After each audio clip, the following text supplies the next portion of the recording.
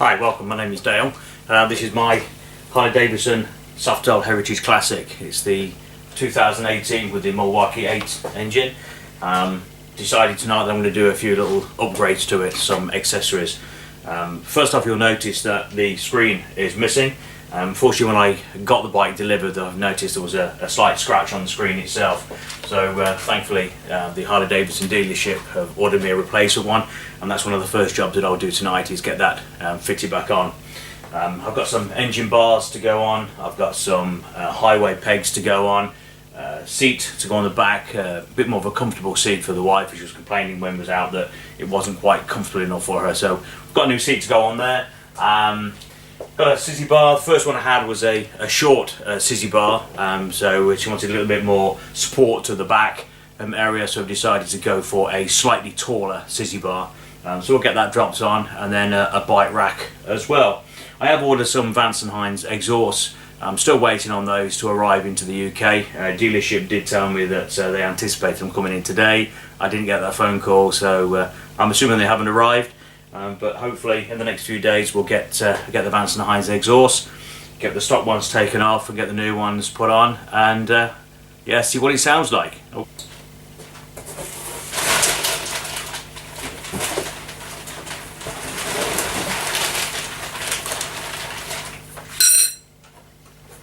Okay, so that's the replacement screen that they've sent. So this is before. The other one had a slight scratch on the front, but this one's looking pretty perfect.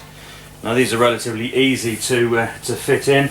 There's a little locating plug just at the very bottom, and then another locating one at the top, and that's either side. So these are the locating pins just at the bottom here. Just slides into that rubber there. And the top one lines up. Make sure this other side's all lined in as well. These are very expensive screens, so the last thing we want to be doing is damaging the screen as it goes back in place. Okay, so that's the new front fitted back on again, and looks a lot better. Although the bike does look quite nice without the front screen. I think for me it finishes it off nicely. So that one's back in place, and it has no scratches on there. So on to the second job, which is fitting the Sissy bar on. You can see this one is slightly taller than I had previously, so I think that's going to be a little bit more comfortable for the wife when she's sitting on the back.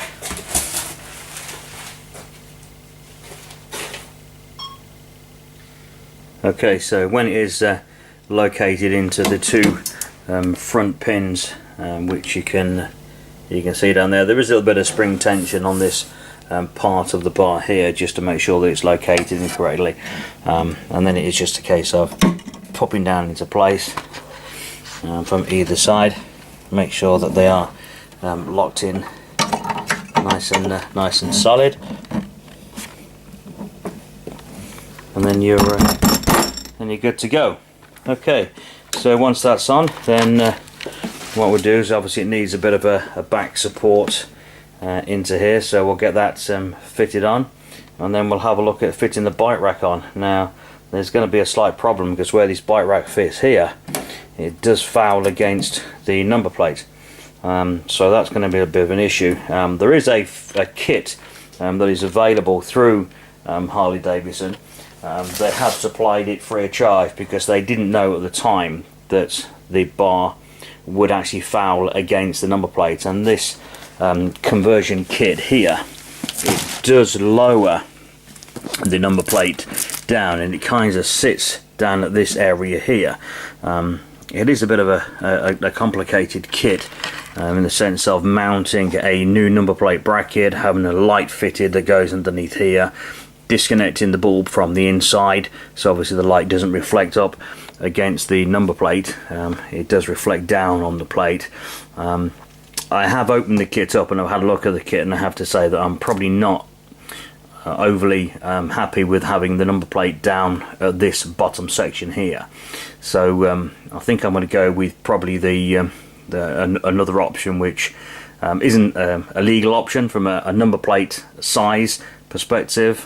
They are set standard plates that we have, but I think that when the bar is in, or the rack is in, and we fit a smaller 7x5 number plate in there. I think it's going to look better with a smaller plate here rather than a plate being down the bottom there. That's just my opinion. But let's get the bar out and the rack out, and put that pad onto there and see what she looks like. Okay, back in a second. Okay, so that's the pad fitted on. Really just nice simple operation. Allen key fitment and the screws at the back here. We'll just tighten those up to make sure that it doesn't slide back down. But they are pretty straightforward to install, these pads. Yeah, and there are quite a few different options available. This, I think, is probably one that sits kind of a little bit better against the black Sissy bar. And I went for the black Sissy bar really because it kind of blends in with the black of the bodywork as well. Obviously it's down to personal choice. Some people will like the black, some people want to go for the chrome. This particular bike has a lot of black to it more than chrome itself. It's my kind of style. I kind of like it. It's a little bit understated when it comes to the chrome. It's not so shiny, but then other Harley owners will want a nice chromed bike, but that's all down to personal choice. And it's one of the benefits of Harley Davidson. You have a bike that actually is fitted around you and what you like. You don't really conform to anything. You have a bike that makes it nice fit for you. So okay, so that's the pads fitted on there now. So I'm now going to have a look at this bike rack and then have a look at the number plate to see what we do there. Okay, so back soon.